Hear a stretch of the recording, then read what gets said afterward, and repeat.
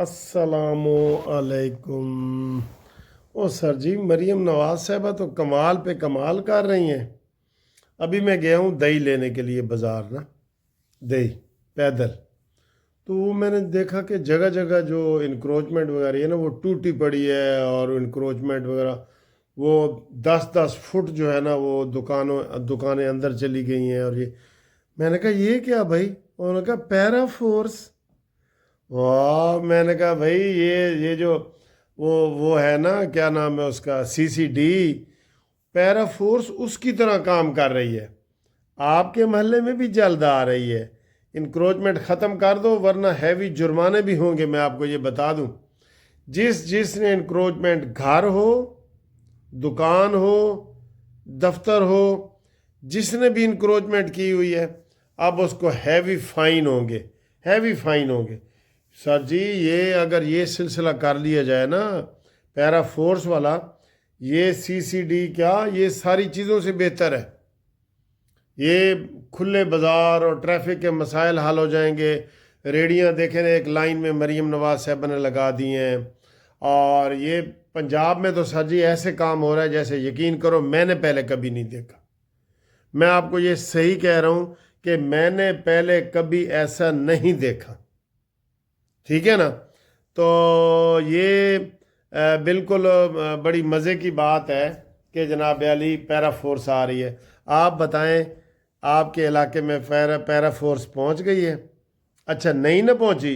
जो समझते हैं ना लोग के दुकानदार ने ये वो इंक्रोचमेंट की हुई है या किसी घर ने की हुई है, आप खुद टेलीफोन करें, टेलीफोन करें। अब सोसाइटी को हमने ठीक रखना है, हमने किसी शख्स को नहीं करना, सोसाइटी को ठीक रखना है।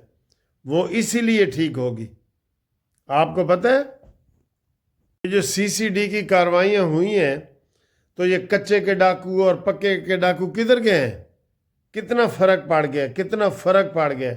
हम नहीं कह रहे कि 100% हो गया, लेकिन कितना फ़र्क पड़ गया कि जनाब उन्होंने कहा है कि जो मफरूर है ना, उनको हमने नहीं छोड़ना, उनको पकड़ना ही पकड़ना है। मफरूर, आम मुलजमों को नहीं, जो एब्सकांडर हैं।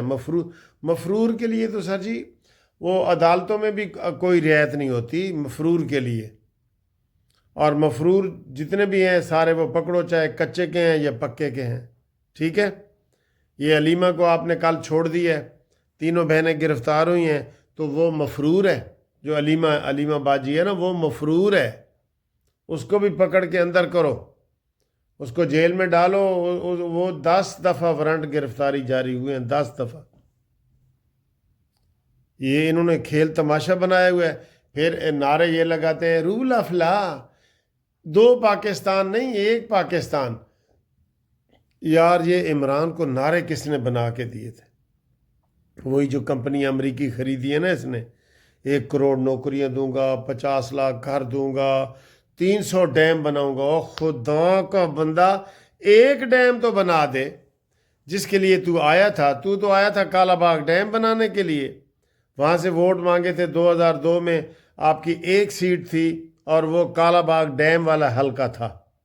और उधर आपने कहा था कि मुझे असेंबली में जाने दो, देखना। फिर जब ये फिर जीत के गया ना उधर मियाँ वाली, काफ़ी साल बाद, तो उन्होंने पूछा कि तू यार इमरान खान वो कालाबाग डैम का क्या बना? कहता नहीं सर जी, वो मेरे नाल गल ना करो, कोई होर गल करो। ये ऐसे मुनाफकत में ये चलता रहा है ये।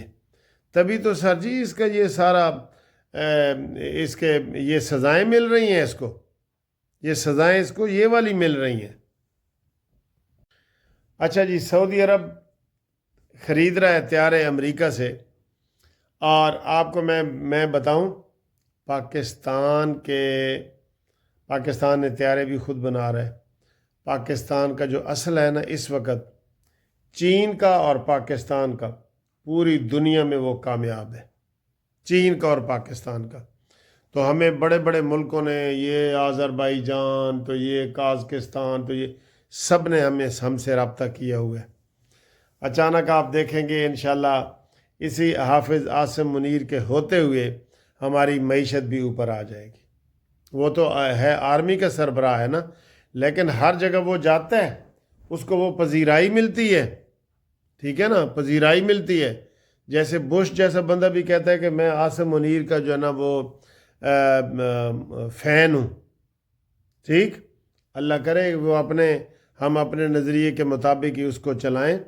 تو ہماری یہ گوادر ایئرپورٹ وغیرہ پورٹ جو ہے گوادر پورٹ کراچی بندرگاہ، وہ یہ ایئرپورٹ وغیرہ جہاز ہمارے یورپ جانا شروع ہو گئے ہیں، اب یو کے جانا شروع ہو گئے ہیں. سر جی بہت بڑی کامیابیاں مل رہی ہیں ہر طرف سے.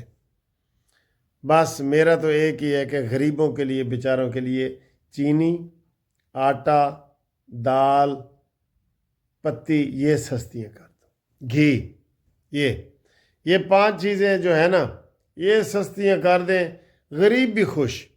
اس میں پیٹرول بھی شامل کر لیں 5 چھٹا.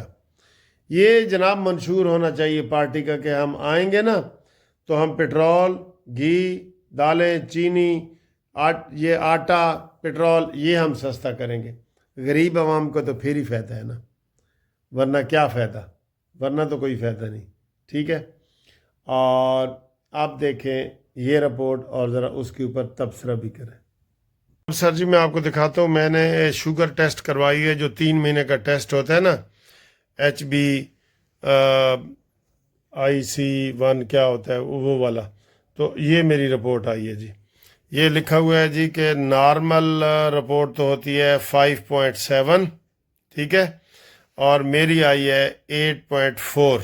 ٹھیک، اور انہوں نے یہ کہا ہے کہ پری ڈائبیٹکس 5.7، ڈائبیٹکس 6.1، یہ نارمل ہے 6.1 اور میری آئی ہے 8.4.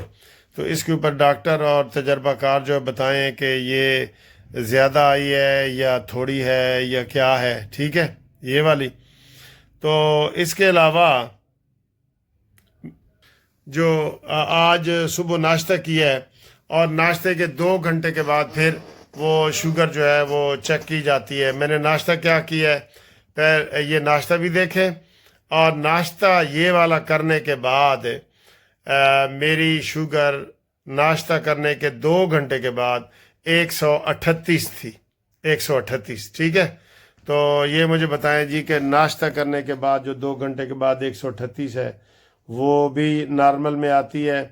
تو آپ اس میری رپورٹ کو دیکھیں اور اس کو دیکھیں اور یہ ناشتہ بھی دیکھیں جو میں نے کیا تھا. السلام علیکم. لو جی، آج میں آپ کو صبح صبح ناشتہ دکھا رہا ہوں. ابھی سارے گھر والے سو رہے ہیں تو میں نے اپنے لیے ناشتہ بنایا. یہ 2 براؤن بریڈ ہیں، ایک یہ وائٹ ہے، 2 انڈے کا آملیٹ ہے، یہ ساگ ہے تھوڑا سا میرے خیال ہے جل گیا ہے، یہ انگور ہے.